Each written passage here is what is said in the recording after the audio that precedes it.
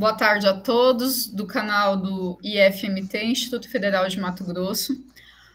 Hoje nós teremos aqui uma entrevista inédita com a poeta, escritora, pesquisadora e docente da Università degli Studi Perugia, Vera Lúcia de Oliveira. E hoje nós vamos fazer uma entrevista, né, acerca da sua produção poética, acerca do que é o fazer poético, né? O que é ser escritor na sociedade contemporânea, né? Nesse mundo em que nós vivemos, né? É repleto de tantas contradições. Então, se você quiser se apresentar também, professora. Tá bom. Boa tarde, boa noite, enfim, não sei. Aqui já é noite, né? Aí é tarde ainda. Então, boa noite para vocês. Eu estou aqui na Itália, na cidade de Perugia, que fica bem no centro da Itália, né? Agradeço esse convite, né, feito pela Gisley, professora Gisley, que eu conheço, né, desde Assis, desde o período em que ela estava preparando, né, se preparando para escrever a tese do doutorado, que ela terminou brilhantemente. Então, é uma alegria estar aqui e poder participar no que posso, né, nas perguntas e no que for útil e estar aqui com vocês. E muito obrigada, Gisley. Ok, né? Eu agora estou afastada, né, do pós-doutoramento e o foco de estudo é o de Pictura Poeses, né, na obra poética da professora Vera Lúcia de Oliveira. A obra em específico é essa coletânea, que se intitula Esses Dias Partidos. Então, se alguém tiver interesse, essa aqui é uma edição da editora Patois, né? É uma antologia, na verdade. Então, é interessante porque a pessoa consegue adquirir, né, várias obras em uma única, né? Então, se alguém tiver interesse, é pela editora Patois. Então, nós vamos iniciar a nossa entrevista com a primeira questão, né? Que é: eu ouvi dizer que você prefere ser chamada de poeta e não poetisa. Então, eu queria saber qual que é o motivo, né, de optar, né, se você opta por um desses dois, e qual seria esse motivo? Olha, na verdade, Gisley, para mim é meio indiferente, sabe? Se fosse em italiano, eu preferi poeta, porque eu não gosto da palavra poetessa, mas implico mais com o som, né, da palavra do que com o sentido. Mas no Brasil, por acaso, eu gosto de poetisa, é muito sonoro, né? Até algum tempo atrás, as mulheres não gostavam, né, de utilizar o poetisa, porque estava associado a uma certa ideia de poesia feminina, coisa de mulher, coisa de pouca importância, né, coisa que ela faz nas horas vagas, tinha muito isso, né. Hoje em dia, não é bem mais assim, porque as mulheres, elas querem criar a palavra no feminino também. Basta ver, por exemplo, a presidente Dilma, que queria ser chamada de presidenta, né? Ou a Pilar Del Rio, da Fundação Saramago, esposa do Saramago, né? Falecido, claro, mas ela continua como presidente, né, da Fundação Saramago, ela gosta também e quer ser chamada de presidente. Desculpem aí, meu gato. Cláudio. Ela quer participar também, nossa gatinha, né? Eu tenho duas gatas, mas a Luna, ela gosta muito de conversar. Não sei exatamente o que ela conversa comigo, mas ela conversa. Então, em função disso, também essa reivindicação que as mulheres fazem, né, de declinar a palavra também no feminino, de repente até essa questão de ser chamada de poeta, de poetisa, eu acho que ela tá meio assim superada, né, porque De repente, ser poetisa significa também reivindicar que também a mulher escreve poesia e escreve poesia de qualidade. Então, para mim, é indiferente. Sim, atualmente cada vez mais, né, as mulheres elas estão tomando frente, né, de um lugar que era ocupado, né? Sim. Assim como escritora, né? Escritor. Uma mulher que é chamada de escritora se ela escreve, né? Então, muito isso. Então, por mim, as duas palavras caem bem. São cabíveis. Vamos lá, Sim, então. A sim. próxima questão, eu gostaria que me contasse um pouco sobre a sua infância, a sua juventude, a vida adulta e como você se descobriu poeta. Bom, aí era uma história longa. Como eu descobri poeta, eu tenho até um poema, eu não me lembrei aqui, está inclusive publicado. Não me lembro em qual livro, sabe? Como que eu me descobri poeta? Eu me descobri poeta no dia em que eu descobri que eu existia, né? Às vezes eu pergunto para os alunos quando eu dando aula, sobretudo, por exemplo, se eu faço curso sobre poetas viscerais, como Fernando Pessoa, eu pergunto para eles: quando é que vocês descobriram que vocês eram? Né? Aquele momento em que você abre os olhos e pensa: eu sou, eu existo, né? E às vezes isso acontece quando a gente, em alguns, quando é muito pequeno, em um momento muito, até às vezes, né? Você nem tem ainda as palavras certas para formular esse conceito. E outras vezes você já tem, você já é adulto. Eu me lembro de um aluno que me respondeu: professora, eu descobri num dia que eu estava, era uma festa de aniversário, né? E eu via todo mundo cantando ao meu redor, todo mundo feliz, e eu ali batendo palma e tudo. E eu pensei, mas o que que eu era antes disso, né? Eu não me lembro de nada. Eu só me lembro de hoje, de agora, nesse momento. É como se ele tivesse nascido naquele momento. Então, eu me lembro, eu tenho uma imagem. Minha mãe disse: não é possível que você, me dizia, não é possível que você se lembre disso, porque você devia ter uns 2 anos e meio, nem 3 anos. Mas eu me lembro que eu saí de casa e estava meio escuro, assim, ainda não sei, eu me lembro que quase como se eu tivesse saído da penumbra e tivesse visto a luz, e diante de mim eu vi uma flor de maracujá. Hoje eu sei que é uma flor de maracujá, né? Vocês sabem como a flor do maracujá parece um olho, né? Com cílios e tudo. E eu me encantei por essa flor, eu fui em direção à flor, né? E no momento em que eu chego perto da flor, eu vi uma abelha ali voando ao redor. E aquele momento foi um momento em que eu me percebi como pessoa. E ao mesmo tempo foi o momento em que eu percebi como era bonito aquilo, como era bonita aquela flor e aquela abelhinha ali ao redor, né?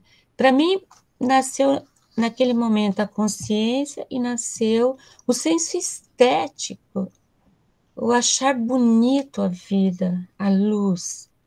Então eu acho que eu nasci naquele momento tanto como consciência, sem ciência, né? Como consciência capaz de perceber a beleza. Eu acho que eu nasci poeta naquele dia. Exatamente o dia, não sei, mas era muito pequena. O encontro com a flor de maracujá. É, exato. Depois, Bem, né, bem romântico também, né? Quase uma Iracema. não sei, não associaria isso. Associaria mais a ideia de mistério, né? Porque ao redor, como disse esse menino, esse aluno, eu antes olhava para trás, não me lembrava de nada. a minha lembrança começa a partir daquele momento. Então, é muito misterioso isso, é como se a gente tivesse saído da noite, né? Tivesse saído de um fundo de mistério e olhando para trás, você não vê nada, é tudo opaco, e a partir daquele momento você começa a ver. Então, eu vejo isso como algo de muito misterioso, né? E ao mesmo tempo fascinante. E depois, para completar, você me perguntou da minha infância. Eu cresci, eu nasci em uma pequena cidade, era um período em que meu pai, ele trabalhava na empresa elétrica Vale do Paranapanema, né, que existe ainda. Ele era eletricista. Então, no começo, ele era mandado para várias cidades, como acontecia, né, as famílias, ele era casado, tinha meu irmão maior, mais velho, já tinha nascido, mas ele era pequeno, praticamente minha mãe estava grávida de mim, e ele foi transferido para Cândido Mota, que era uma cidadezinha ali próximo. E vai ele, a família e tudo, né, mala e tudo para Cândido Mota. Eu nasci em Cândido Mota, não me lembro de nada, claramente, não cheguei a viver nenhum ano, aí ele foi transferido para Ixaporã. Então, sabe, era um período em que a minha família, cada irmão meu, nasceu numa cidade diferente. E a gente brinca muito, né? Brincava muito quando se encontrava, dizendo, você é de Cândido Mota, você é de Ixaporã. E, tipo, eram, assim, umas brincadeiras que a gente fazia. Mas, enfim, era o interior, né? Todas essas cidades são cidades do interior do estado de São Paulo, que era muito diferente do que é hoje, né? Ainda tinha muito essa área rural, mais rural do que tem hoje, né? E de proximidade ainda muito com a natureza, muitas árvores, eu me lembro disso, né? Hoje as pessoas cortaram todas as árvores, cimentaram tudo. Uma coisa impressionante isso. Mas não era assim, todas as casas tinham jardim, né? E todo mundo tinha um cachorro, um gato, até mais do que um. Os vizinhos conversavam entre eles através da cerca. Então, nesse contexto, eu cresci, né? Passei a minha infância, e era assim, um contexto de muitas trocas, né? A minha mãe, por exemplo, ela sempre gostou muito e sempre teve ela disse, se eu tivesse podido estudar na minha vida, eu queria ser enfermeira. Então, minha mãe cuidava de todas as pessoas idosas, né, que viviam ao redor. Adotava todos.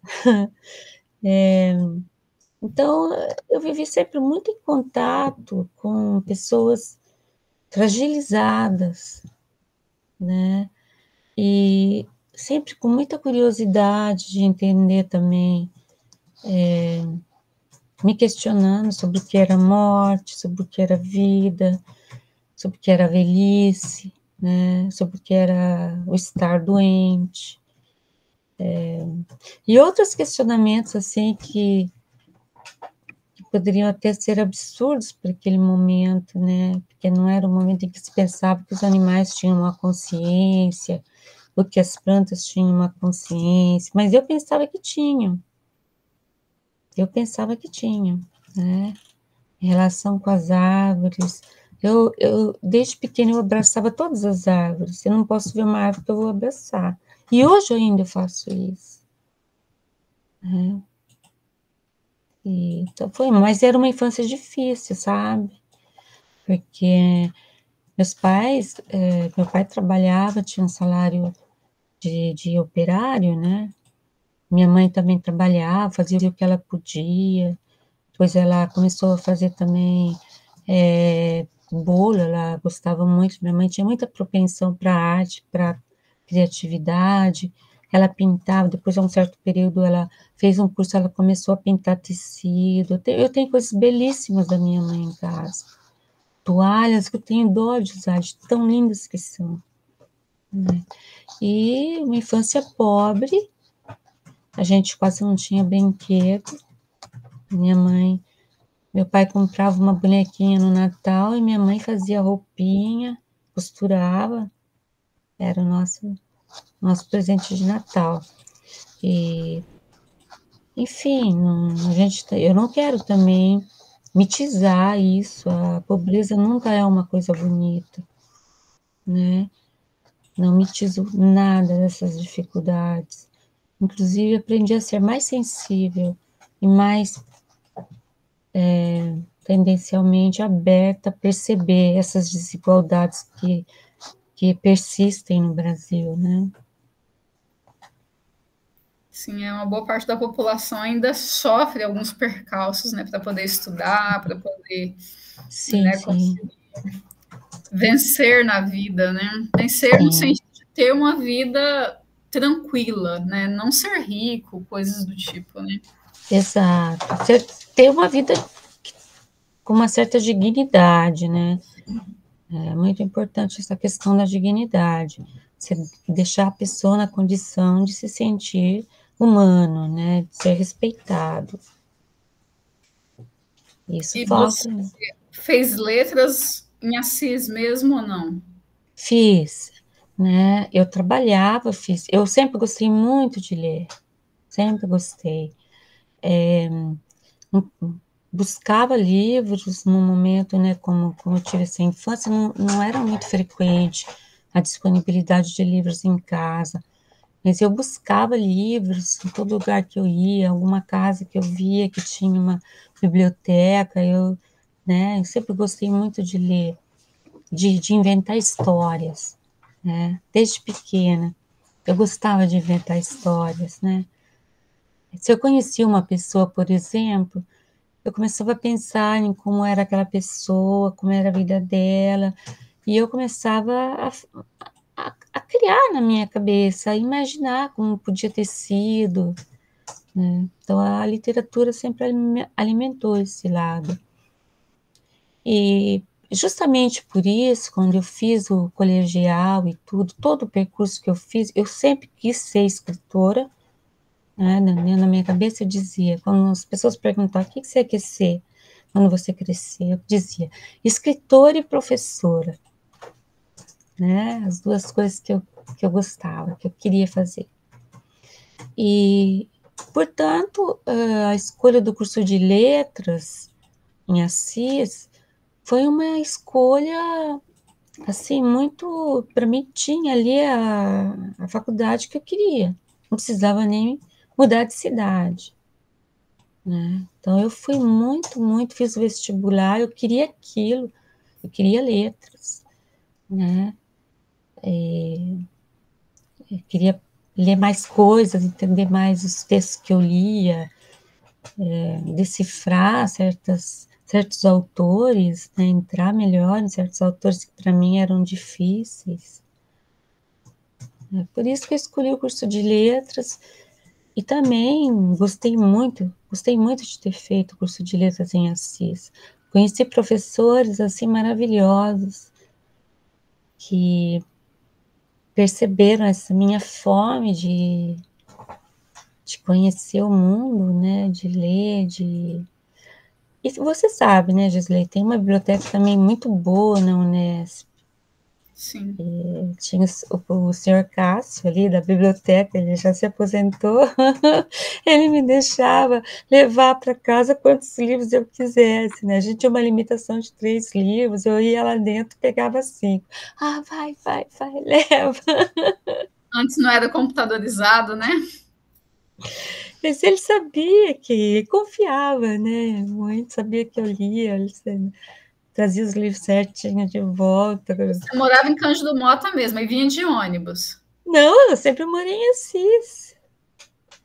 Minha Ah, tá. infância, depois que a minha família fez esse percurso, e coitada da minha mãe que tinha que se deslocar muitas vezes com criança pequena, mas depois, quando eu tinha mais ou menos, depois dessas várias cidades, em Cândido Mota, minha família ficou 1 ano só, nunca morei em Cândido Mota. Ah, Daí meu sim. pai se fixou em Assis, né? E pronto, daí minha infância foi em Assis, né? Entendi. E quando você decidiu ir para a Itália? Bom, eu sempre quis viajar, né? Sempre gostei muito de viajar, da ideia de viajar. Por que que eu queria vir para a Itália? Porque a Itália tinha tudo que eu queria de arte. Eu sou apaixonada pela arte, pela arquitetura, pela pintura, pela arqueologia, pela história dos povos antigos, essa estratificação que há na Itália, né? Etruscos, gregos, romanos, Idade Média, vai passando, você vê tudo isso, eu saio de casa, morando em Perúdia, eu saio de casa, começo a andar, eu encontro a história, eu toco a história, eu toco monumentos que Perúdia é mais antiga do que Roma.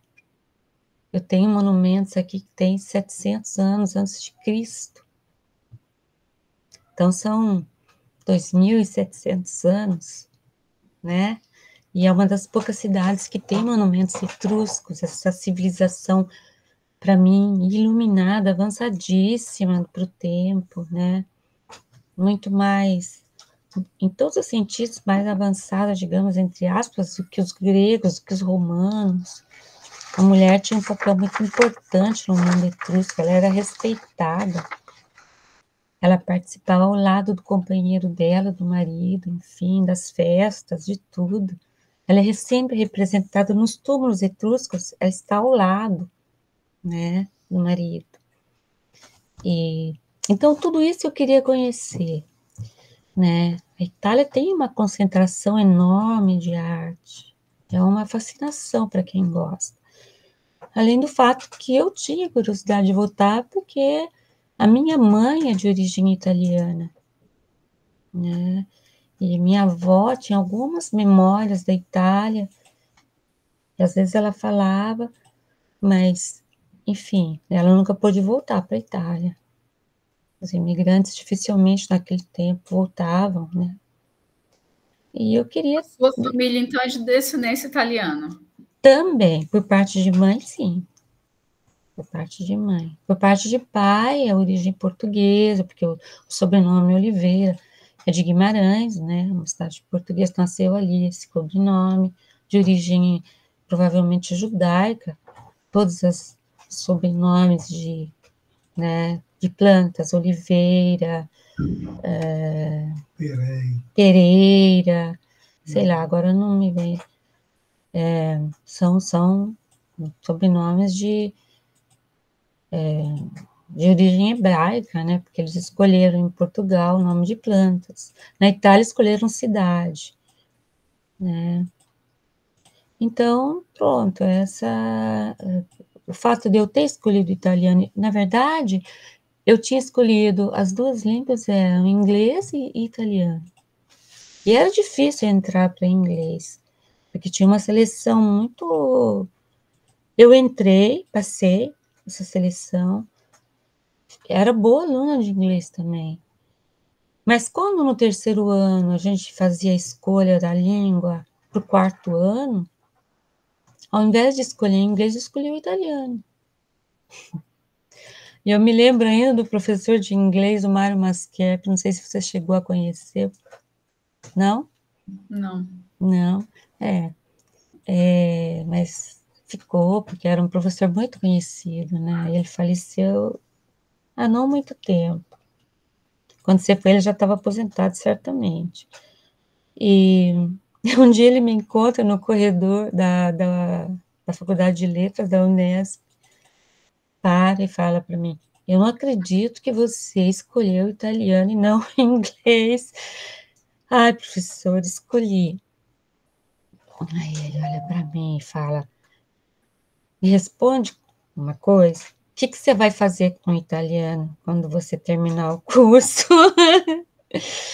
Porque naquele tempo a gente escolhia a língua. Eu, pelo menos, escolhi por paixão. Não estava pensando o que eu vou fazer com o italiano, né? Porque o inglês te dá mais oportunidade, certamente. Sim. Eu só respondi para ele: professor, alguma coisa eu vou fazer com o italiano. E fiz. Vim parar na Itália, hoje sou professora numa universidade italiana. Excelente. E como que é o dia a dia da Vera Lúcia de Oliveira, né? Como poeta, como professora, né? Qual o seu autor clássico preferido e qual que é o autor contemporâneo? Sei lá, clássicos são tantos, né? Um clássico é Dostoiévski, os autores russos, Tolstói, Dostoiévski, está muito na minha formação, né?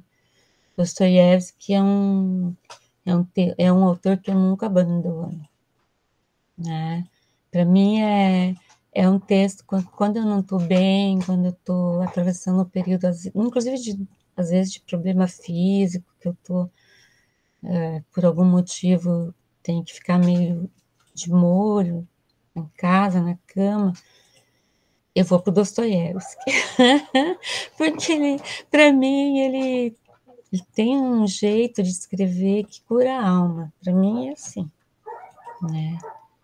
Contemporâneos são tantos, né? Por exemplo, um contemporâneo que já faleceu, Guimarães Rosa, que é outro autor também para mim, que eu nunca abandono, nunca deixo de lado, né? E de contemporâneos há tantos, né? Por exemplo, a Maria Valéria Rezende, que é uma autora contemporânea da qual eu gosto muito, Luiz Rufato. Não quero citar todos, porque de repente parece que eu vou esquecer algum e sei lá. Mas são muitos autores que estão escrevendo muito bem nesse momento, né? Jovens, inclusive, ou menos jovens. Então, é um momento muito rico da literatura brasileira. O Chico Buarque, por exemplo, né? Tem alguns romances, assim, eu acho, assim, impactantes, né? Inclusive o último romance dele, Essa Gente, né? Enfim, é muita coisa. O dia a dia de professora é bem corrido, né? Você sabe, né, Gisley?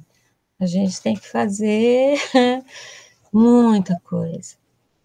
E aqui na Itália, né, eu leciono na Universidade de Perugia, Universidade di Studi di Perugia, é uma das universidades, nós temos duas aqui, Universidade per Stranieri, Universidade per Studi di Perugia, que a nossa entra na faixa das grandes universidades italianas, né? A gente tem mais ou menos quase 40 mil alunos, inclusive recebemos alunos de muitos lugares do mundo e do Brasil também. É uma das più antiche d'Italia, É, del mondo. exato, é uma das mais antigas do mundo, como está aqui lembrando meu marido, né? E talvez a sexta, sétima, não sei, fundada entre as universidades do mundo. E então eu ensino literatura portuguesa e brasileira, tenho uma colega que ensina língua portuguesa, variante europeia e variante brasileira, nós temos atualmente uma leitora, então eu tenho muitas horas de aula, né, muitos cursos, porque eu tenho que cobrir, a minha colega cobre a área da língua, eu cobro a área de literatura, mas são muitos cursos, porque a gente tem mestrado também, né, e doutorado, mas nesse momento eu não tenho nenhum aluno nosso com doutorado, né, é muito difícil entrar num doutorado na Itália, né, são 4 vagas, e a gente às vezes recebe 150 inscrições, é muita gente, né? Muito concorrido. Muito concorrido. E então é corrido porque entre aulas e reuniões e teses que eu sigo também, atendimento de alunos, a parte burocrática, eu tenho muitos acordos internacionais com universidades do Brasil e de Portugal, que eu sigo também, né? E a parte da escritora, muitas vezes, acaba ficando sacrificada em função disso, né? E às vezes tem períodos um pouco mais tranquilos. Eu acabei desenvolvendo um método meu, por isso. Por não ter muito tempo, eu acabo escrevendo o texto por dentro, né? Um certo tema, às vezes, que me solicita, uma certa indagação, né? Que me chega, às vezes, algo que eu vejo, que eu sinto, uma percepção, e daquilo vai despertando dentro de mim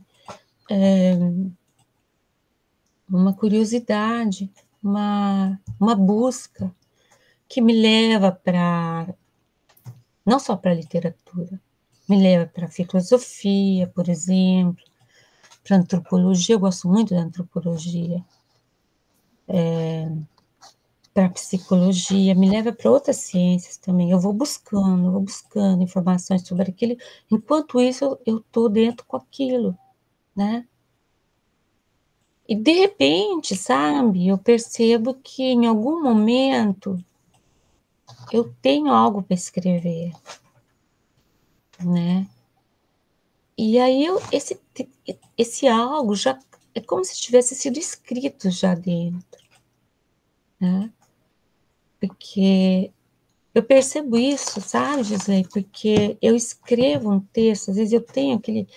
É muito forte isso, né? Eu escrevo um texto, né? Às vezes pode ser um poema breve, mas daí eu entendo que eu não esgotei o que eu queria dizer com aquilo. Daí eu retorno, acrescento, acrescento, acrescento, acrescento, acrescento. Eu vou escrevendo em cima daquilo até o momento em que eu penso, agora chega, basta. Está tudo aqui, basta. Né? Nesse momento eu estou escrevendo um texto. E eu, às vezes, levanto, andando, de repente vem dentro de mim, né? E eu escrevo, o que eu escrevo? Como que eu escrevo agora? Eu escrevo com o celular. No celular, era isso que eu queria saber. Se escreve no celular, no computador? Não, eu antigamente escrevia sempre, eu levava um caderninho na bolsa e tudo, mas acaba ficando pesado, porque você leva a bolsa, você leva o computador, você leva isso, você leva aquilo. E às vezes eu estou no ônibus, não sei onde escrever, tem aquelas notas, né? No meu celular tem nota. Aí eu entro lá, escrevo. E ultimamente estou fazendo uma outra coisa, porque eu estou sempre correndo de um lugar para o outro, não tenho nem tempo para escrever. Então o que eu faço? Eu gravo. Grava e escreve depois. Exato, eu aciono aquele botão da gravação e claramente depois eu vou verificar que não tenha modificado, né, essa escrita automática ali gerada pelo celular, não modificou muito, porque tem palavras que ele não é propriamente aquela palavra, então eu mudo. É o jeito. Eu percebo, o Lima Barreto, ele escrevia em papéis que ele encontrava nos bares, né? Eu queria te fazer essa pergunta justamente por conta disso, né? A gente fica imaginando, né? Como que é a vida do autor, né? Como que é? Eu percebo que você flana muito pelas cidades Sim, vizinhas, né? sim. E esse registro do cotidiano, né? Como que você flagra, né? Esses registros, e aí já com o celular na mão é mais fácil, né? Sim, sim, sim. E eu gosto muito também da fotografia. Muitas vezes Sim. eu fotografo também. Se eu vejo alguma coisa assim, eu paro, volto para trás e bato a fotografia, né? E depois, como eu publico, às vezes, né, no Facebook, que é uma rede que eu ultimamente pouco tenho entrado, mas eu entrava muito durante a pandemia, porque eu acordava no meio da noite, muitas vezes não tinha necessidade de sentir que em outros lugares do mundo tinham pessoas ali que eu sentia essa proximidade, né? Tenho muitos amigos ali, e pronto, é isso mesmo, né? Esse momento em que aparece alguma coisa e eu captei aquilo. É muito visual, né? O que eu escrevo é muito visual, passa muito através do olho. Sim. Tanto que eu estou estudando, né, esse conceito do de pictura poesis, né? Justamente por isso. Professora, quais palavras, imagens, sons, cores podem definir a Vera Lúcia de Oliveira? Palavras? Palavras tantas. Imagens, cores. Palavras tantas, né? Uma palavra que eu gosto muito é empatia. Alteridade. Infância. E cores, eu adoro cores, né? Cores, todas as cores eu gosto. Teve um período da minha vida que eu adorava o azul, todas as nuances do azul, tudo, né? Não gostava do verde, não sei porquê, tem um período que eu era muito do azul. Eu agora passei a gostar muito do verde. Não, não é que eu não gostasse do verde na natureza, não gostava de me vestir com a cor verde, por exemplo, né? Nunca escolhi uma roupa verde.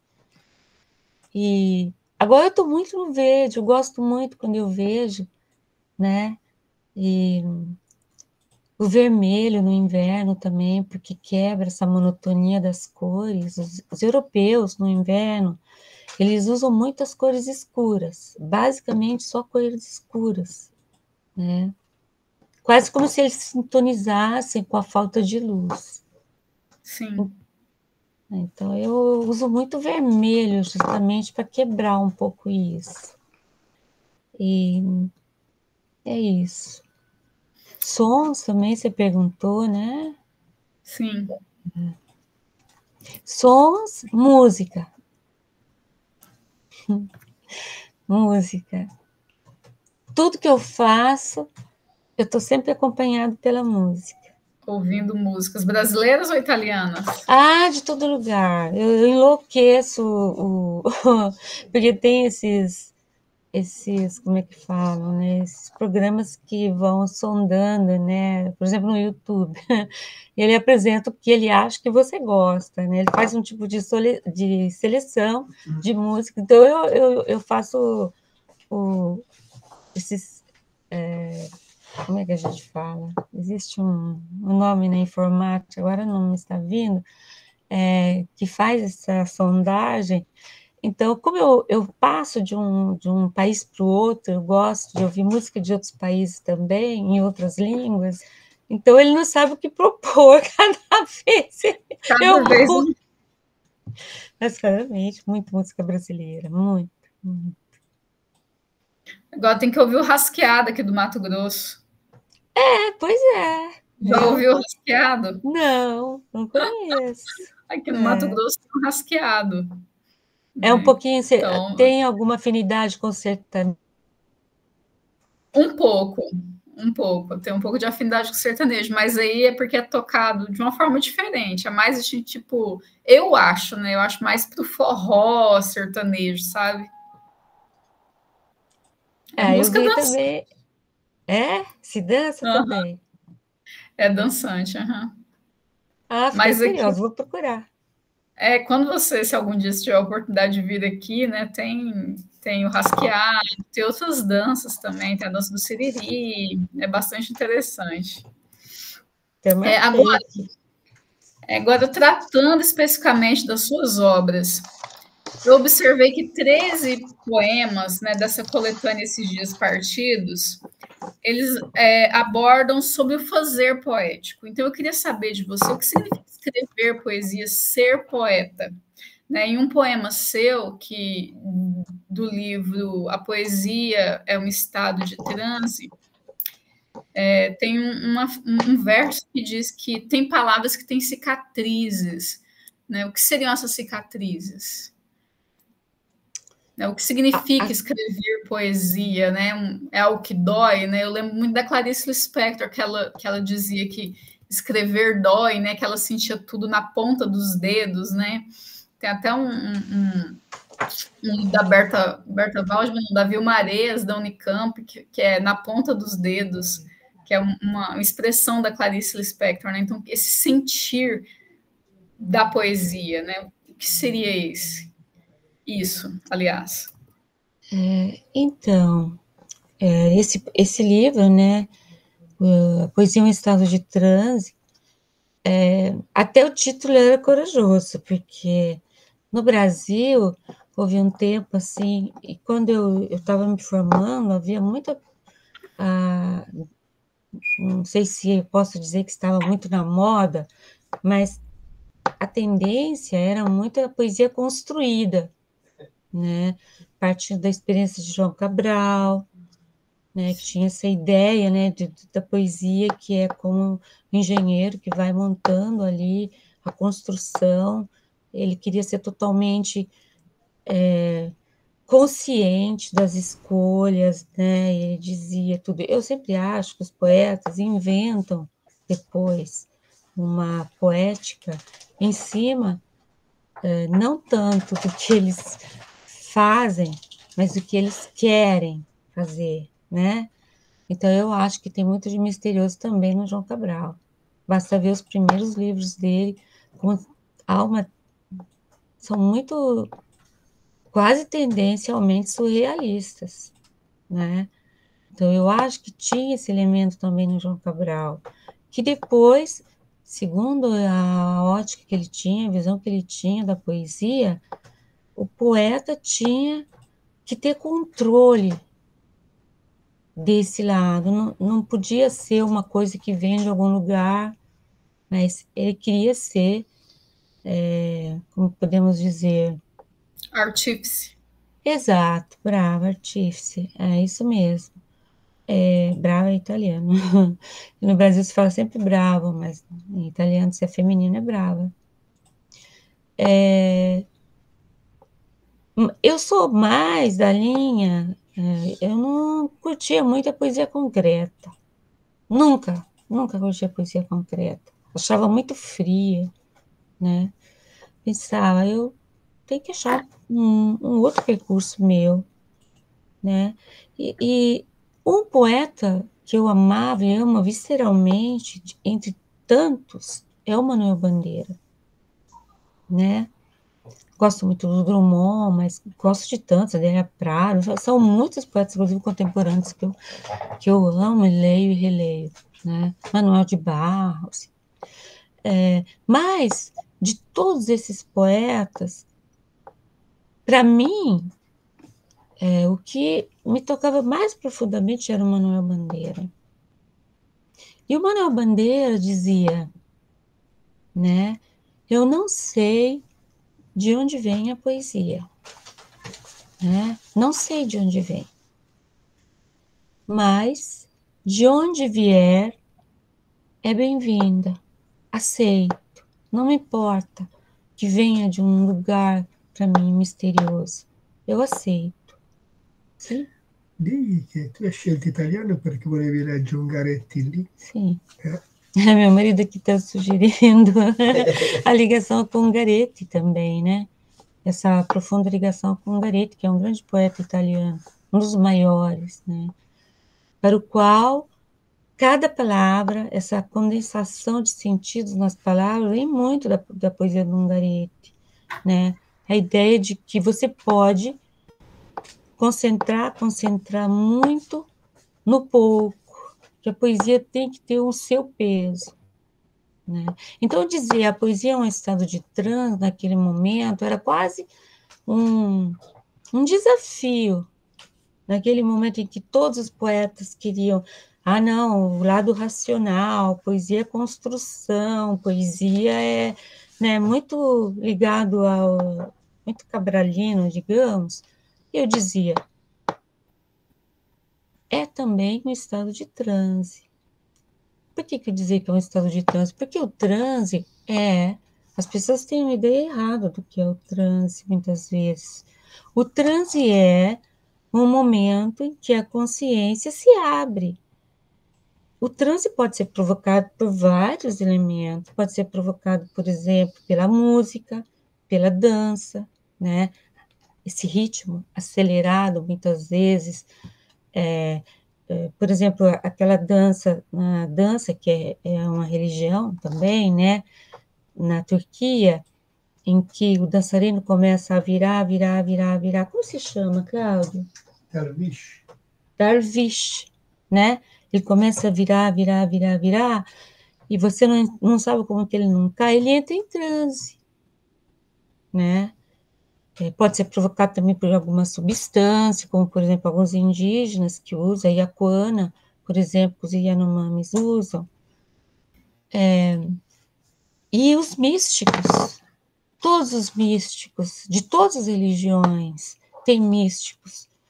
E o misticismo é produzido pelo transe, é aquele momento em que a consciência entra em um estado de alargamento, de abertura, né?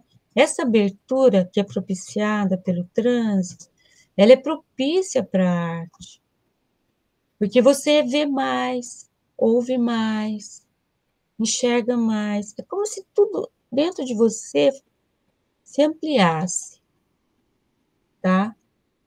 É consciente, mas ao mesmo tempo não é, porque se eu estou totalmente consciente, eu não tenho esse estado de abertura. Então, eu acho, como Guimarães Rosa dizia, que a literatura é muito misteriosa, né? É muito misteriosa. Que criar, gerar, né? Você que tem 2 filhos, sabe? Que no momento em que se gera, inclusive a mulher vive muito isso, né? Do gerar uma vida. Quando você cria alguma coisa que tá crescendo em você, se é uma obra de arte, se é uma pessoinha que está crescendo, é um estado quase diferente de ser, né? E as mulheres têm muito isso, porque elas geram, né? Então, eu tenho necessidade também de definir, eu não gosto de ficar sempre fazendo poesia sobre a poesia.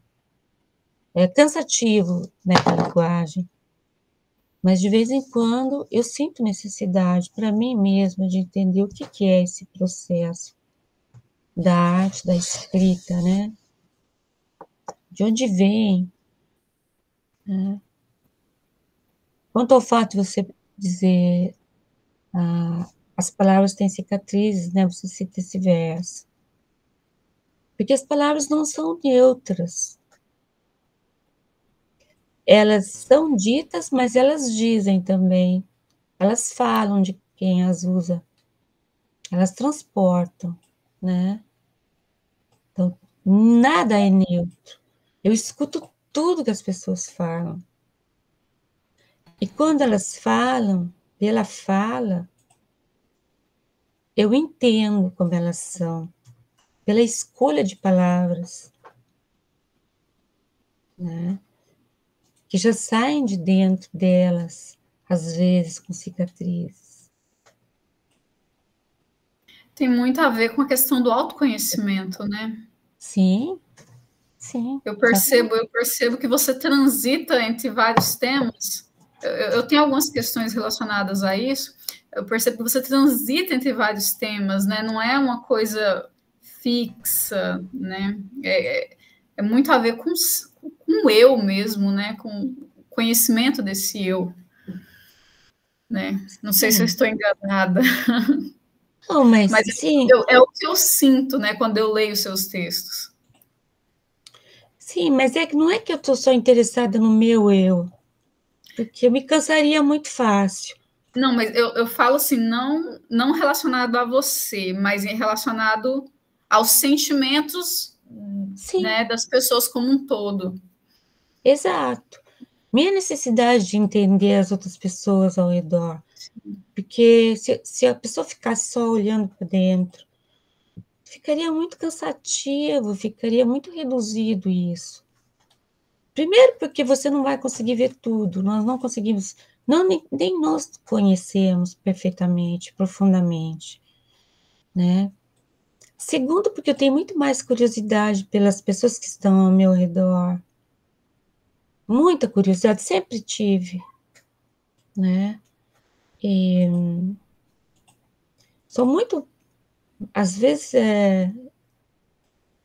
eu escuto muito o que as pessoas falam, né? Se eu estou num ônibus, se eu estou andando, escuto as conversas, eu estou numa fila, né? E E às vezes eu escuto uma frase, né, que fica dentro de mim, aquela frase. Eu não anoto imediatamente, às vezes eu anoto, mas eu sempre fico pensando que se eu colocar no papel, depois aquele papel eu perco a frase também. Então eu prefiro que ela fique dentro, né? E dali eu parto depois para buscar um maior conhecimento, né? E nisso, só acrescentando, nisso a palavra, às vezes, a palavra, eu comparo muito a atividade de escrita, né, no meu caso, com a pesca, porque meu pai gostava muito de pescar, né, e nos rios aí da região, Rio Paranapanema, Tem um sempre poema que gostei. trata, né? Eu lembro desse poema. Eu nunca pegava nenhum peixe. Nem queria, coitado, se eu pegasse algum peixe, eu ia ficar me sentindo em culpa. Mas eu pescava. Agora eu não lembro em qual livro que é que tem um poema que trata sobre essa questão da pescaria. Eu acho que é no último, nesse livro inédito que saiu No aqui. inédito? A diferença entre. Posso ler? Eu abri aqui. Pode, com certeza. Está na página 54, 55, né? Sem querer eu abri. Aprendi a pescar com o pai, eu lembro desse. 55. Olha. Aprendi a pescar com o pai. Ele preparava a isca e lançava a vara no fundo lodoso, à espera, por muitas horas. Mas peixe mesmo, aprendi com a mãe. Ela tocava nas bordas do lodo, no limo, enfiava a mão e voltava com ele, né? Essa diferença entre a mulher e o homem, né? O pai e a mãe. Era muito isso. E era muito o jeito dos dois, né? Dele que ficava ali muito pacientemente esperando o peixe, e da minha mãe, que entrava na vida assim, né? Com tudo, né? Com tudo, com tudo. Tirava como se fosse das próprias entranhas, né? Exatamente. Das entranhas. Então, a palavra é assim. Uma palavra é uma isca que está na varinha e vai puxando outras. Sim. A próxima pergunta, eu acho que você já meio que respondeu, eu vou fazer aqui, mas eu acho que você já respondeu, né? Como explicar a presença sensorial da arte poética, né, em relação com as imagens? Eu percebo que as imagens que são trazidas nos poemas são narrativas, na verdade, contam uma história, né? Como você disse, não falam só do próprio fazer poético, ou, né, enfim. Né? Então, essa relação, essa presença sensorial, essa presença da narrativa dentro dos poemas, né? Sim, na verdade, nasce muito do fato que eu gostava de histórias, né? Eu sempre gostei. Eu comecei escrevendo pequenos contos, né? Eu me lembro uma vez na escola que a professora, ela mandou a gente fazer uma redação, e a gente tinha acabado de ler um texto nem me lembro que autor que era, e que tinha como personagens animais, galinhas, galos e tal, né? E quando ela mandou escrever uma redação, né, refletindo sobre aquele texto, partindo daquele texto, eu continuei o texto, na verdade. Eu peguei de onde parava o texto e continuei inventando uma história em cima dos elementos que tinham ali no texto. Inventei uma história, literalmente. E a professora gostou muito desse tema, né?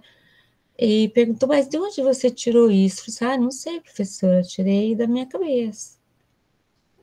Então, é isso de escrever história, desses pequenos contos, né? De onde que vinham? Vinham do fato que os adultos escondiam muitas coisas das crianças, né? E que eu percebia naquele mundo muito... que era um mundo pobre, os vizinhos também era uma vila, Vila Xavier. Aliás, a cidade de Assis cresceu bastante, mas aquela era a periferia da cidade, né? Caminhava mais um pouco, estava da zona rural, via boiada passar, né? Mas nessa dureza mesmo, para muitas pessoas, e em tudo que não era dito para as crianças, eu preenchia esses espaços vazios de silêncio com as histórias que eu achava que aquelas pessoas tinham, né? Eu criava com a minha imaginação e a empatia histórias que eram plausíveis, né? Então, eu acho assim que quando eu encontrei a poesia, basicamente na universidade, que eu tinha contato só com poetas na escola, românticos, aquelas coisas de soneto, aquilo tudo não me atraía, né? Mas quando eu entrei na universidade, tenho contato com poetas contemporâneos, com Drummond, com Mário de Andrade, com Manuel Bandeira, com tantos autores que eu comecei a ler do Ivo, e eu pensei, o próprio Ungaretti, eu pensei, mas é essa forma, é essa linguagem que eu estava procurando.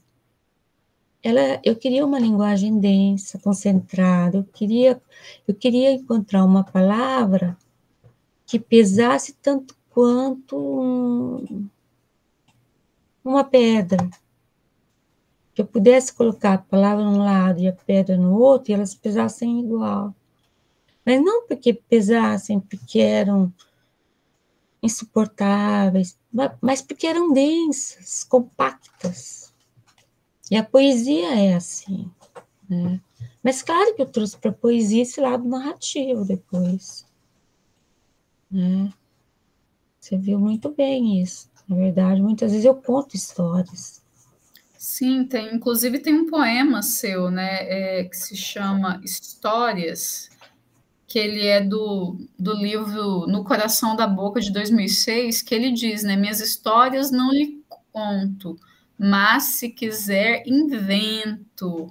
Aí, qual que é a relação, né, entre invenção e contar? Eu lembro muito do Manuel de Barros, né, que ele vai dizer que 90% do que eu escrevo é mentira, né, e só 10% é invenção. Aliás, 90% do que eu escrevo é invenção e só 10% é mentira, né? E aí eu relacionei na hora, quando eu li essa frase, eu relacionei com o Manuel de Barros, né, na minha... Sim, sim, sim. Claro, a gente usa muita imaginação, mas não é a imaginação que nasce do nada. Eu não tenho aquela imaginação, e nem gosto desses filmes de fantasy, esse gênero de fantasy, não gosto. Eu gosto que tenha uma ligação com o real. Mesmo que eu ultrapasse esse real de alguma forma, preenchendo lacunas com a imaginação, mas eu tenho sempre um pé na realidade. Eu até acho que a poesia italiana, que eu em italiano, eu sou mais livre. Não sei como é que eu posso dizer isso. Que o italiano me libertou dessa escravidão da realidade. Porque a tradição da poesia brasileira e da literatura brasileira em geral é muito realista, né? É como se o leitor quisesse uma ligação, alguma ligação com o real, né? E quando eu comecei a escrever em italiano, eu percebi que eu podia passar uma certa fronteira e muito às vezes para as imagens surreais, né? Eu tenho alguns livros em que eu trabalho muito com isso, com o surreal. Mas ele parte sempre do real, mas ele vai além, né? Entra muito dentro dessa... o fato de que eu, de certa forma, em italiano, eu me solto desse lado, né? Então, mas eu não escolho antes a língua, sabe, Gisley? Não Aham. consigo.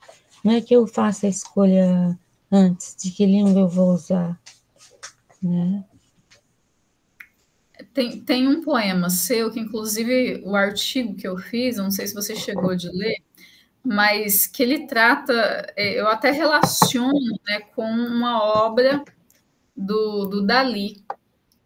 Eu esqueci agora, deixa eu ver se eu consigo encontrar qual poema é, mas trata especificamente, né, dos relógios que se derretem. Também não me lembro qual agora. Deixa eu ver aqui, aquele poema. Aqui, achei. O tempo parado pinga, perde o perímetro, desborda do pulso, mancha a mão, que esquece no ar o gesto até que ele também escorra, sem rumor ou susto, da cadeira ao chão. Né? Então tem aquela tela, né, a persistência da memória do Dali que traz, ele é surrealista, né? E eu percebo que esse poema também ele traz muito essa questão do surrealismo. É bastante interessante, né? Quando você me diz aí agora que você busca, né, que alguns dos seus poemas trazem, né, realmente é isso, nessa questão do dia seguinte, né, daquilo que é Sim, incompreensível ao ser humano. sim. Só a poesia você pode fazer, só na poesia é propícia para... A poesia é uma linguagem propícia para você fazer esses atravessamentos, sabe? Ela dá essa abertura para a gente, para passar fronteiras, né? Entre real e surreal, entre sonho e devaneio, né? O devaneio é um momento propício para a criação também. Agora a próxima pergunta, a poesia, eu acho que você já respondeu já, mas a poesia ela é labor ou é inspiração? Eu acho que é as duas coisas, né? Inspiração, não sei se a gente pode usar esse termo, né? Ao longo da história da literatura, se usou muito, né? Se usaram muitas palavras, é a musa, inspiradora, enfim, né? O que faz nascer um poema?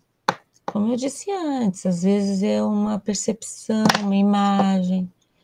No meu caso, muitas vezes uma imagem, um som, uma conversa que eu escuto, né? E a partir da qual eu começo a elaborar uma experiência, ligando a outras, a alguma que eu tive, algumas outras que eu ouvi, que eu captei, que eu li, que eu vi num filme, que alguém contou, que estava numa piada, que estava, né?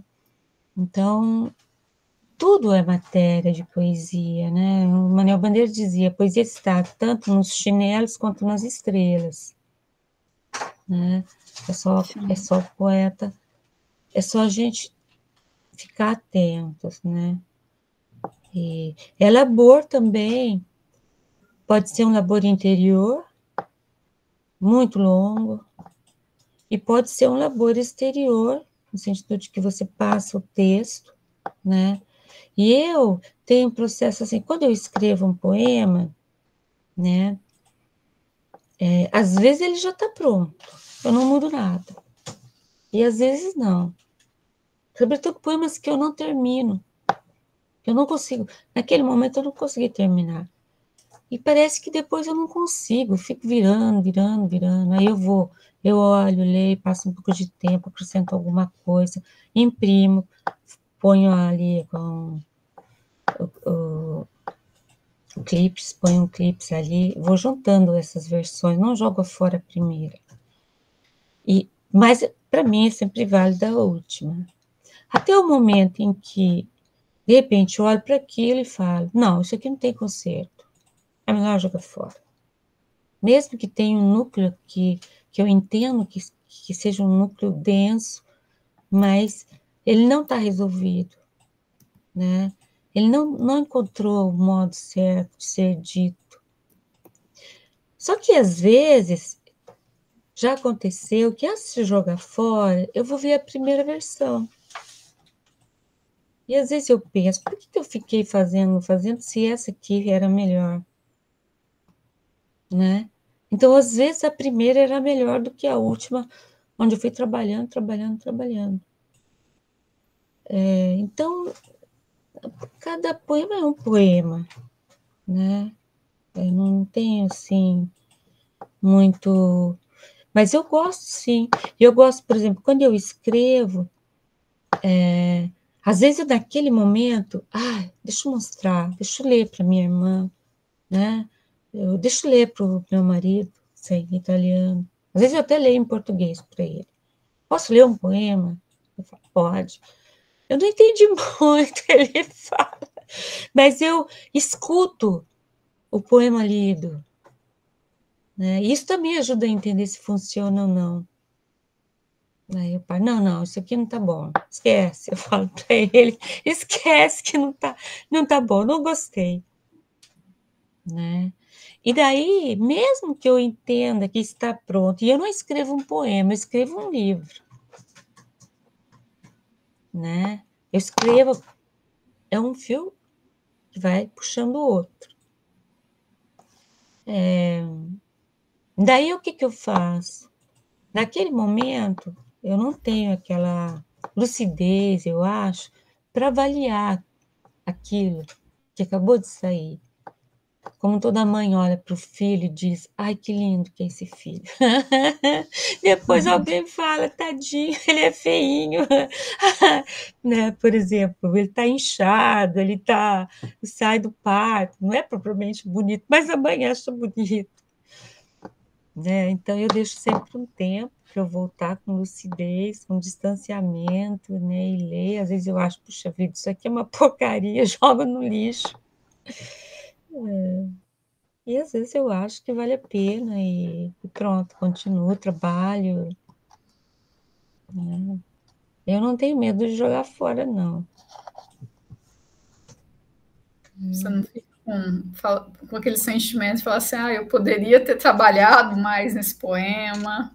Não fica. Eu fico, mas eu acho que não tem jeito, entendeu? Eu penso assim, não dá, chega.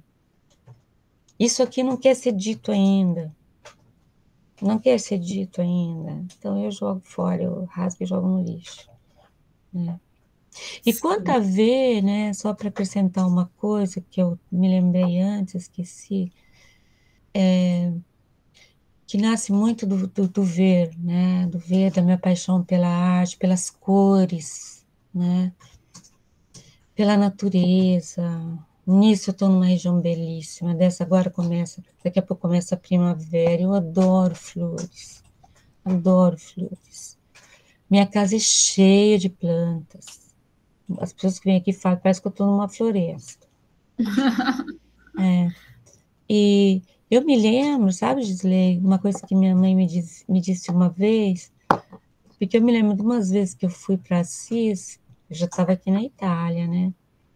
Aí um dia eu saí, fui fazer umas compras lá para ela na Avenida Armando Salles, que você deve conhecer, na Vila Xavier. É uma das avenidas, uma das ruas principais da Vila Xavier, né?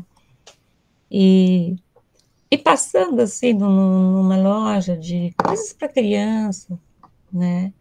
Eu passo e volto para trás, porque eu vi na vitrine um anjo, né? Desses assim de pano, né? Provavelmente quase feito à mão. Era um anjo, mas ele era tão bonito, tão bonitinho. Eu fiquei olhando, nossa, quem fez isso, né? Que não era só por ser anjo, mas porque era bonito, era harmonioso, era a forma, as cores, o jeito que foi feito o rosto, né? O corpinho, tudo. Eu entrei, comprei, mandei fazer um pacotinho para presente, cheguei em casa, dei para minha mãe de presente. Ela abre. Ai, filha, que lindo, ela fala, né? Nossa, mas onde você encontrou isso? Mãe, na Avenida Armando Salles. Mas onde? Naquela loja ali perto do supermercado. Mas se eu passo todo dia ali, nunca tinha visto isso na vitrine. Não sei, mãe. Tava lá, né? Aí ela me disse uma coisa que eu achei tão, assim, bonita. Ela fala, filha, você é capaz de passar nos lugares onde a gente passa todo dia e você vê o que a gente não vê, né? Eu nunca esqueci isso, sabe? O Manuel de Barros, ele é intitulado Poeta das Insignificâncias, né? Porque ele consegue aprender as coisas que as outras pessoas não percebem. Eu lembro de uma foto que você tirou e publicou no Facebook de um reflexo de um homem na água e o reflexo da cidade ao fundo. Eu achei aquilo fantástico. Eu jamais olharia para aquela poça de água e imaginaria que dali eu conseguiria tirar uma foto, entendeu? Então eu acho isso muito interessante também, até nas fotos, né? Essa percepção que você tem da realidade, do mundo ao seu redor, né?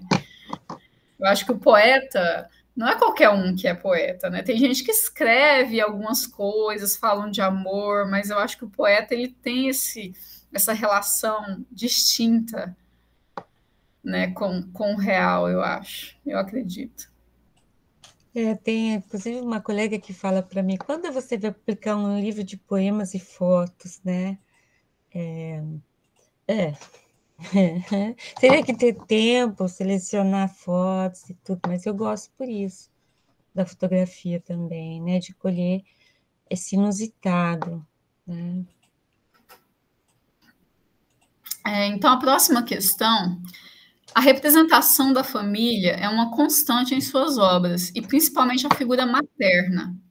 Na coletânea Esses Dias Partidos, identificamos 22 referências à família. Já em O Tempo Denso, temos 2 poemas, que é Buscando a Receita de Bolo da Mãe e Engolir um Caroço de Manga. E em Minha Língua Roça o Mundo, encontramos A Mãe é um Sol ossudo que, em dias de vento e frio, e leva os olhos de minha mãe.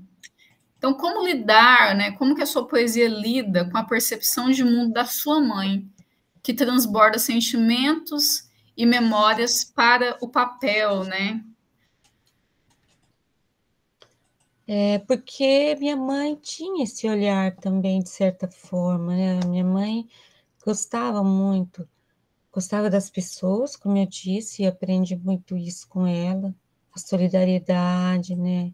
A empatia, a capacidade de perceber a dor do outro, né? Essa sensibilidade foi muito importante na minha formação, né? Mas esse lado artístico dela também, né? Teve um período que ela confeitava bolo, né? Bolos de aniversário, e ela tinha todo um trabalho em cima, né, das figuras que as pessoas às vezes pediam, era tudo manual, né? Tudo feito ali. Às vezes ela desenhava, por exemplo, uma boneca, terminava o bolo, confeitava, e depois ela fazia essa. Eu tenho muitas fotos, né? Quando eu estava em casa, eu batia foto antes que ela entregasse o bolo. E depois, quando ela passou para o tecido, para a pintura no tecido também, essa paixão que ela tinha também, né? Esse lado estético muito acentuado dela. Então, eu acho que eu tenho uma ligação muito forte com a minha mãe por tudo isso.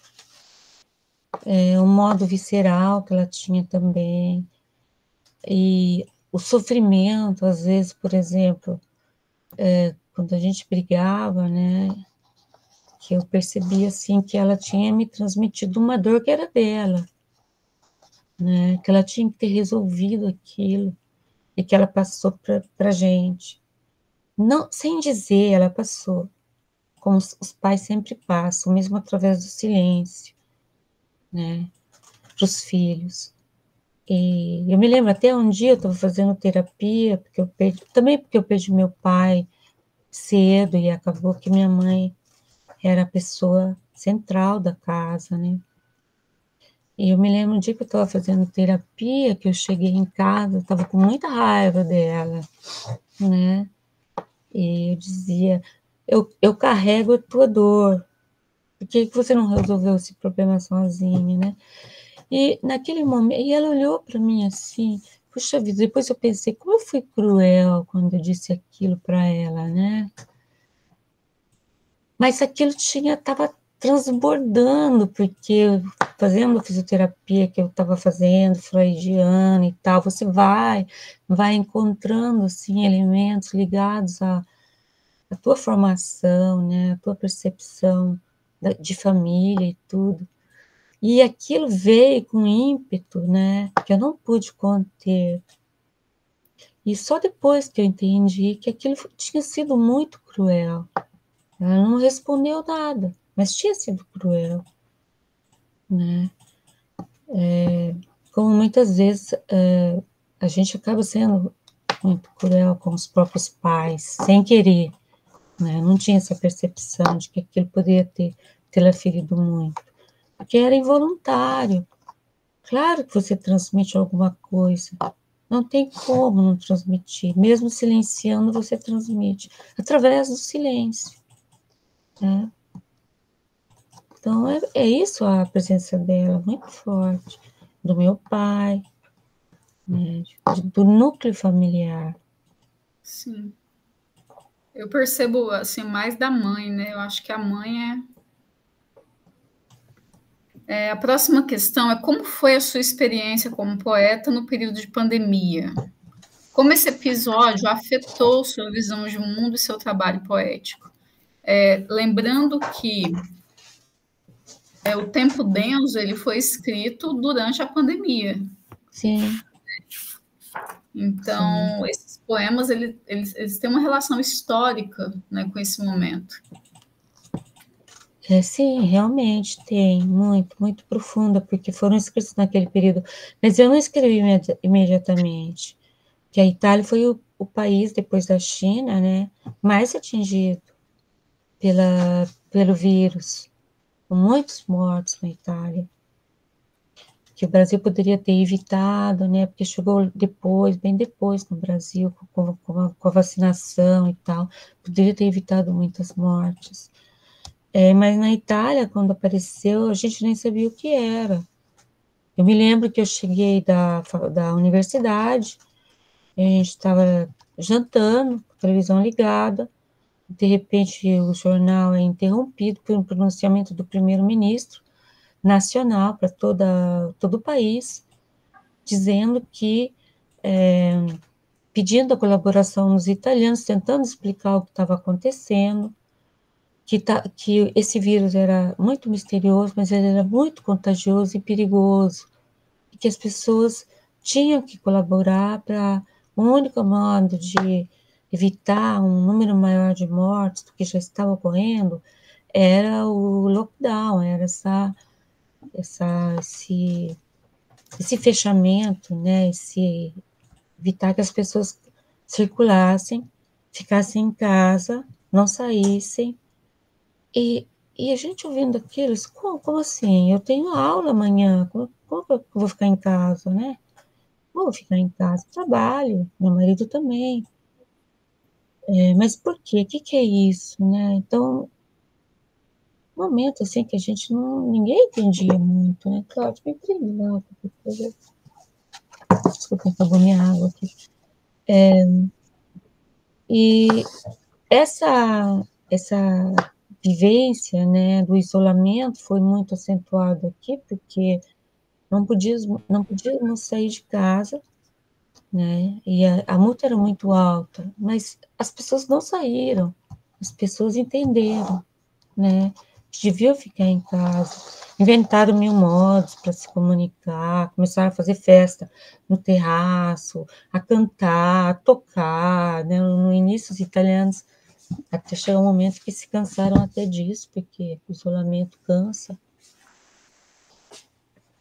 E eu fui projetada, como todo mundo, para as redes. Aqui, uma semana depois, foi tudo, todas as aulas foram ativados, os canais, e os alunos também, e nós, e todas as plataformas aqui, a gente usou vários, mas nós usamos o Teams, agora é a mais usada aqui, foi feita uma convenção, digamos, com essa plataforma, mas eu nem sabia como usar aquilo, sabe? Como eu ia carregar arquivos, aquilo, eu queria, e não dava para você também ficar 2 horas de aula, né? Não tinha como, os alunos se cansavam, e a gente teve que inventar um outro modo de dar aula, você sabe como que foi isso, né?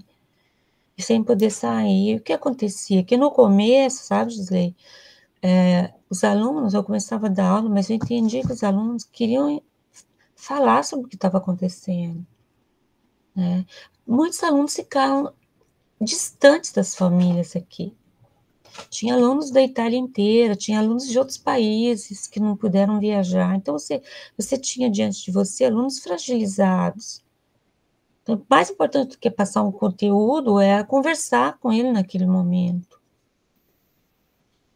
E, então, eu fui vivendo tudo isso, e só aos poucos, só em um segundo momento eu comecei a escrever, né?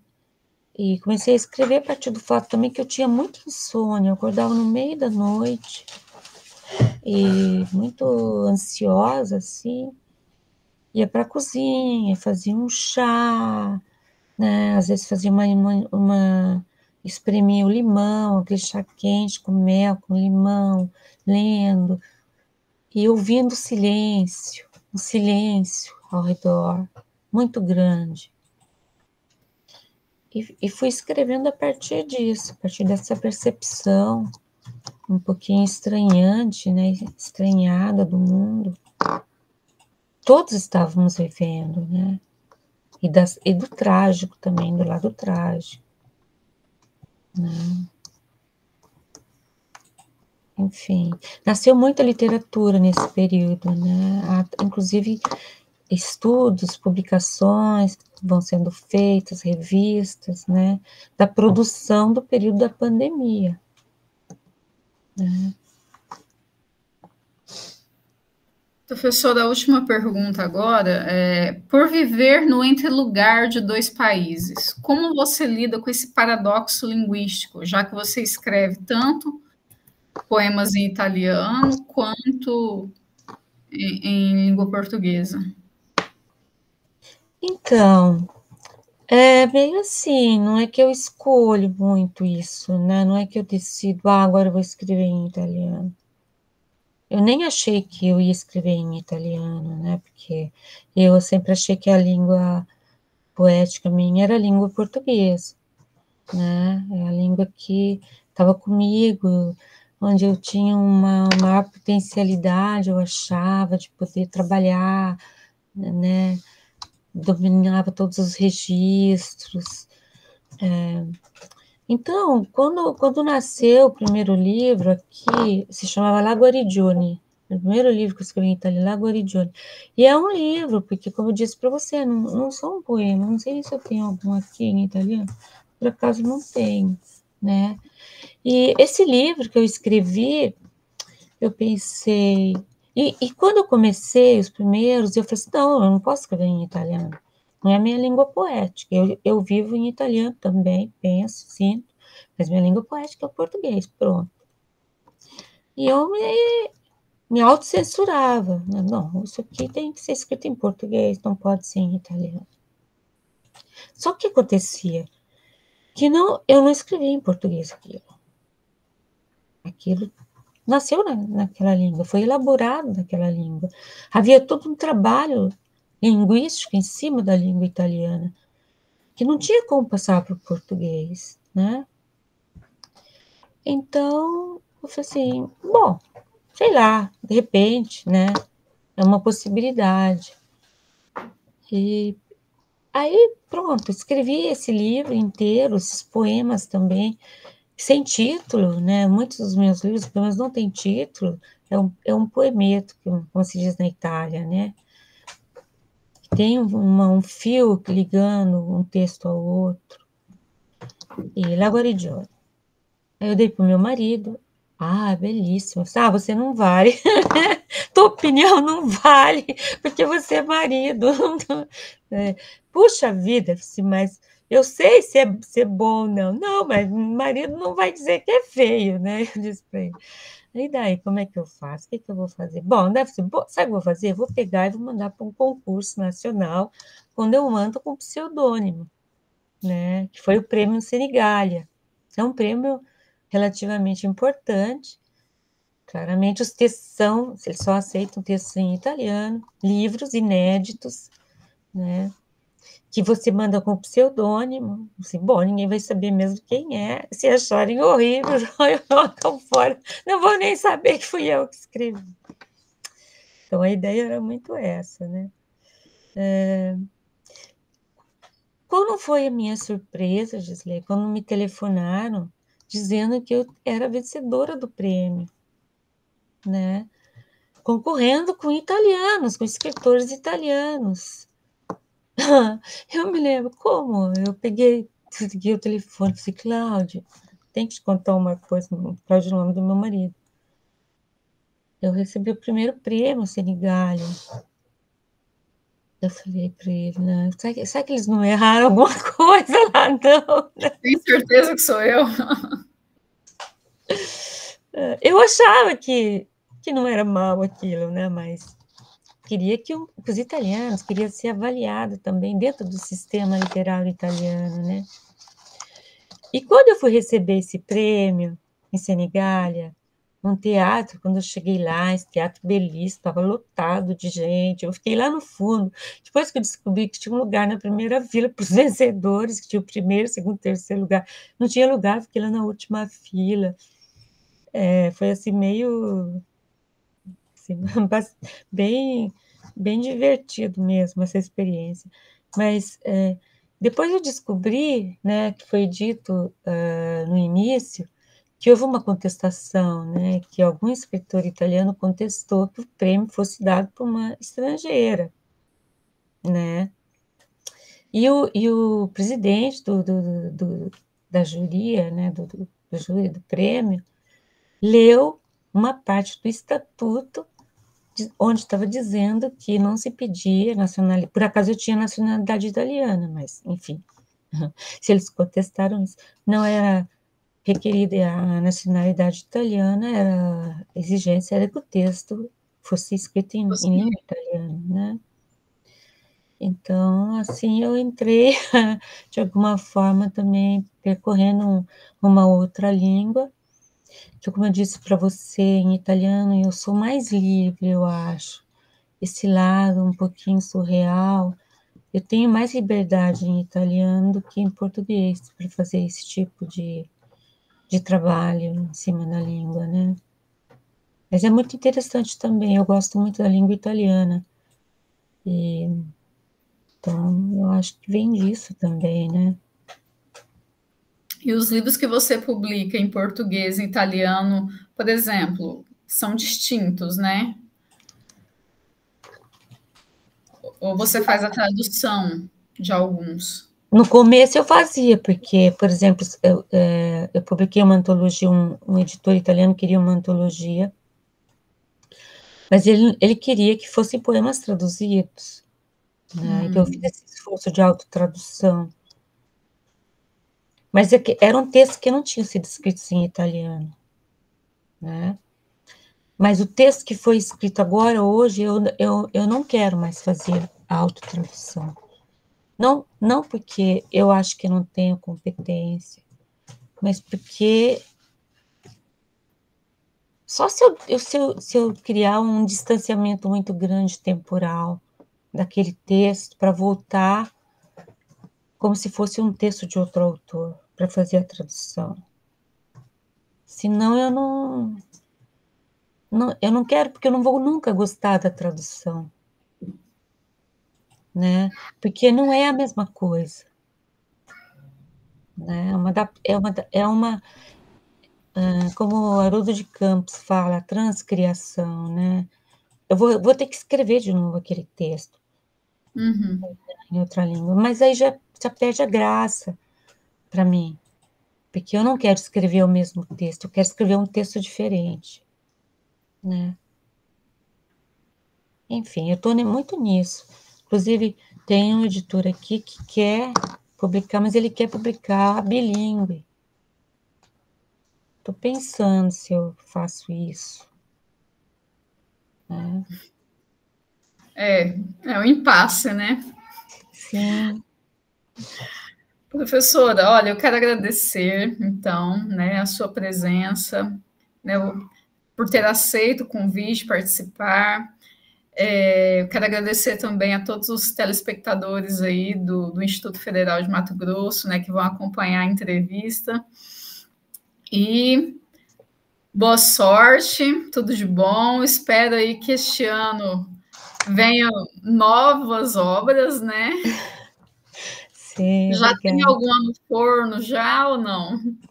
Sim, eu tenho textos assim que eu fui escrevendo, não tive muito tempo nesse período, esse ano, depois que nós voltamos da pandemia, foi um período assim de trabalho dobrado, né? Muito trabalho mesmo. Porque muitos professores, muitos colegas se aposentaram, então acabou ficando muito concentrado assim em cima da gente, uma maior carga horária de aulas e de tudo, né? Mas, então eu tenho que ter tempo um pouco, né, para retornar, mas nesse momento eu estou escrevendo um poema, né? Estou escrevendo um poema ligado muito à guerra, essa percepção da guerra que entra dentro de casa, a violência, né? Nós estamos assistindo agora na Palestina, né, em Gaza, assim, como se nada fosse, né? As pessoas quase que estão se acostumando, você está lá almoçando, enquanto isso, você está vendo as pessoas desesperadas, que nem ratos, correndo, as bombas caindo. Tá muito nisso nesse momento, estou muito nisso, sabe? Muito impactada com isso. Certamente eu estou escrevendo algo, eu sinto que estou escrevendo, né? Mas, enfim, Já eu tem que... um título já para a obra? Não tem. Mas como isso está me impactando muito, eu estou buscando leituras, né, sobre isso. Eu retornei muito a leitura do Primo Levi, né, o Primo Levi que fala muito sobre a guerra, sobre a violência, né, sobre a desumanização do ser humano, a redução do outro a nada. Então, mas é isso, eu que agradeço, sabe, Gisley? Agradeço muito a sua disponibilidade, o seu convite. É uma alegria ver você, ver que você fez um percurso tão bonito na universidade, e você está construindo, né, teu percurso também acadêmico, publicando livros importantes. Esse sobre o Rufato foi muito uma contribuição, né, essencial para o estudo da obra do Rufato, que é um dos maiores escritores contemporâneos brasileiros, e outros também, outros textos, né? Imagino que você goste muito da profissão também, do professor, né? Eu acho que você gosta de dar aula, e acho que seus alunos têm muita sorte de tê-la como professora. Trabalho mais com adolescentes, né? É? Ah, que Sim. legal. Então, a faixa etária 15, 16, 17, 18 anos. Essa é a faixa Ah, etária. é uma faixa etária difícil essa, é Tentando responsabilidade. formar leitores, tentando sempre formar leitores. Isso. Obrigado por esse trabalho, é um belíssimo trabalho. Né? E nada, um abraço para todos, espero um dia ir conhecê-la, conhecer a sua universidade, a nossa universidade aqui está sempre aberta para você, para os colegas aí do seu instituto, da sua universidade, e para os alunos também, né, se puderem, quando puderem. Perude é muito bonita. Ok, então, já vou finalizar aqui.